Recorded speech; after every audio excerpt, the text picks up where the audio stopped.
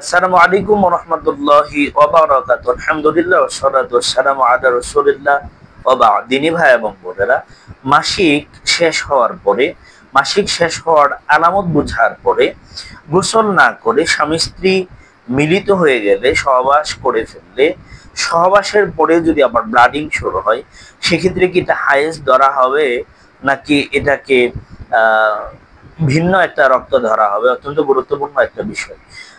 স্ত্রীর হায়েজ বন্ধ হওয়ার পর গোসলে বা তায়াম্মুম না করা পর্যন্ত, গোসল বা তায়াম্মুম না করা পর্যন্ত তার সাথে দৈহিক মিলন করা যাবে না। এটা আমাদের কিছু কিছু স্কলারদের বক্তব্য। কারণ আল্লাহ তাআলা কোরআনে, আর তাদের নিকটবর্তী হয় না পবিত্র না হওয়া পর্যন্ত। অতঃপর যখন তারা ভালোভাবে পবিত্র হবে, তখন আল্লাহ নির্দেশ মতে তোমরা তাদের নিকট গমন করো। নিশ্চয়ই আল্লাহ তাওবাকারীদের ভালোবাসেন, পবিত্রতা অর্জনকারীদের ভালোবাসেন।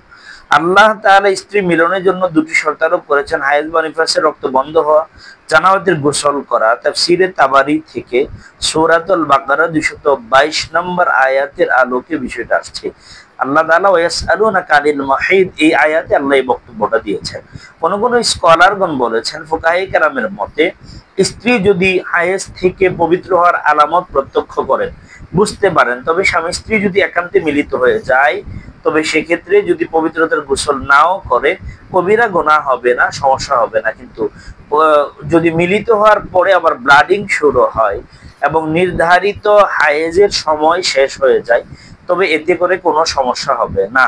এখন প্রশ্ন হচ্ছে, মোহতারাম সাহেব, যে স্বামী স্ত্রী মিলিত হওয়ার মাধ্যমে যদি রক্ত প্রবাহিত হয়, তবে কি ওই অবস্থা থেকে আবার হায়েজ শুরু হবে কিনা? না, আপনার হায়েজ শুরু হবে না। কারণ হায়েজ ভালো হওয়ার আলামত প্রত্যক্ষ করার পরে যদি কিছুটা ব্লাড আসে, তবে এটাকে হায়েজ ধরা যাবে না।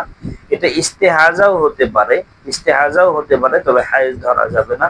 আমরা এই সমস্ত বিষয়গুলাতে অত্যন্ত সিনসিয়ারলি, কারণ এটা একটা হালাল হারাম, পবিত্রতা অপবিত্রতার ব্যাপার। কারণ মহিলারা পিরিয়ডকালীন সময়ে তারা নাপাক থাকেন, হারাম থাকেন, তাদের সাথে মিলিত হওয়া, মেলামেশা করা হারাম।